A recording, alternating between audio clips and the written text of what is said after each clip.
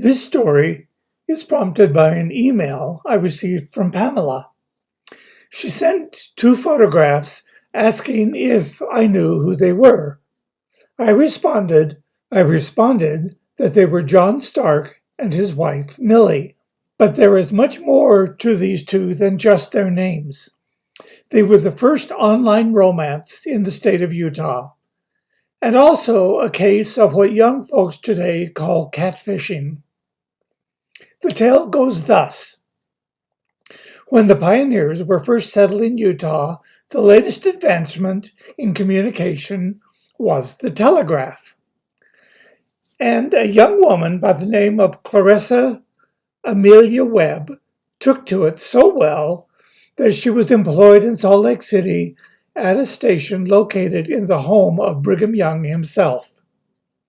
Well, there was another youngster named John Daniel Stark. He too was drawn to this new invention, and he was employed at an office located in Parowan, Utah, over 200 miles south of Salt Lake.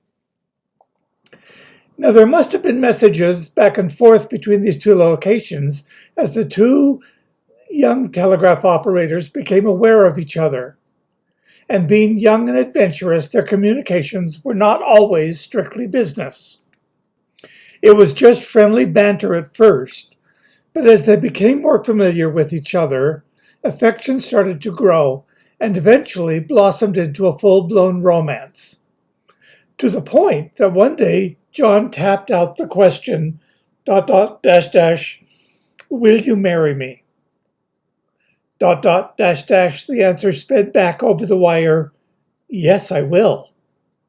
And just like that, the first online romance became a promise of marriage. The only catch was that these two folk had never seen each other. So Millie packed her bags and booked a coach ride south to Parowan to meet her new fiancé. It probably took 2 or 3 days to make the journey, but when she arrived, she was in for the shock of her life. Instead of a strong and robust suitor, she was met by a young man who was barely able to walk, and that was made possible only with the help of a cane and a crutch. Somehow, in all of their communications, he had failed to mention that he was a cripple. His condition was the result of an accident that occurred while the pioneers were coming west to the Salt Lake Valley. John, being an exuberant and lively young lad, had not been careful when jumping down from the covered wagon and had caught himself in the wheels and had broken both of his legs. Though they did what they could for him at the time, it would be 2 weeks before the wagon and train would reach the nearest doctor, and by then it was too late. The bones had started to knit, but not being properly aligned, John would need a crutch and a cane to walk for the rest of his life. Needless to say, Millie was crushed, her romantic dreams shattered in a mere instant. What kind of life could she have with this man who could barely walk? In a flurry of anger and tears, she turned and fled. Now, this might have been the end of the story if John's mother had not intervened. Mother Stark invited Millie to her home, and as they sat in the parlor, she said, "You are disturbed because Johnny is a cripple." "Yes," replied Millie, "he should have told me." "Would you have come if he had told you?" "I don't know," Millie replied. "It's just that it's such a shock." Then Mother Stark asked, "Clarissa, do you love Johnny?" "I thought I did," she replied. "Well, what did you love about him?"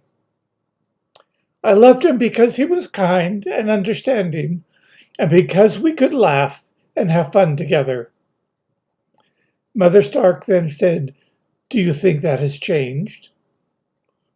"No," Millie replied. Then Mother Stark said, "Love is greater than a pair of crippled legs. My Johnny has a brilliant mind. He can play any instrument you give him, and he is talented in art and is compassionate and loving. The unfortunate accident that he had has not changed any of this. Just remember, Johnny loves you and will do anything in this world to make you happy." Well, Millie saw the wisdom in this and was persuaded, and the date was set for the wedding. Yet this is not the end of this romantic drama. As the night before the wedding, Millie's cousin came to see her. He said, "Clarissa, you know that I love you, and I know that you do not love John. Come away with me instead. I have a bag of gold, and you will want for nothing. All I ask is that you just walk out of this house and never see John again." Millie was shocked at this unexpected proposal of marriage, and she said, "Get out of here with your money. I am going to marry Johnny because I love him, and we are going to be happy together. As for you, I never want to see you again." So it was that John Daniel Stark married Clarissa Amelia Webb on December 21st, 1868. They moved into a lovely home that John and his father built in Payson, Utah, and they went on to have 11 children. It seems that John Daniel was not the sort to let being crippled stop him. He was an avid gardener and planted both ornamental and fruit trees, as well as an extensive garden containing both vegetables and flowers, which he kept scrupulously free of weeds. Along with playing the violin, he was an accomplished artist who delighted his children and grandchildren with pictures he would draw to accompany the stories he would tell. In addition to the fireside tales, John and Millie would put on puppet shows for the children in the neighborhood. John would carve the puppets from blocks of wood, and Millie would dress them from scraps of cloth that she kept in her rag bag. And on Sunday, the barn became a stage and would be filled with boys and girls. John also organized a family orchestra to accompany the puppet shows. Millie was John's equal in every way, and together they were a nearly unstoppable force. She was an accomplished cook and kept the shelves in the cellar fully stocked. She was also an excellent seamstress, an art she learned from her own mother, and it is said that she could make a dress from no more than a mere drawing, a talent she passed down to Emmeline. Also, this is the grandma who taught Emmeline to tat, and when she was having trouble mastering the craft, told her to put her shuttle under her pillow. And she not only made clothes for her family, but costumes for the local theater company, where she also performed, often as the leading lady, performing and touring with the company while John kept the home fires burning. With his handicap, John could not follow many of the occupations the other pioneers did, so he opened a mercantile store and thus was able to provide a comfortable living for his large family. Until, due to persecution of the saints, someone burned it to the ground. Life became rather difficult at that point, until John was offered a job as a bookkeeper for a lumber company in Baker, Oregon. John, who was meticulous in his record keeping as well, was well suited for this sort of work, but it meant leaving their beloved home and friends in Payson.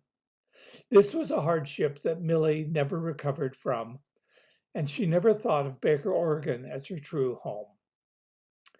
John died at the age of 75 in the year 1919, and Millie lived to be 97, dying in 1947. Though they had a rough start, their life together was rich, full, and very happy.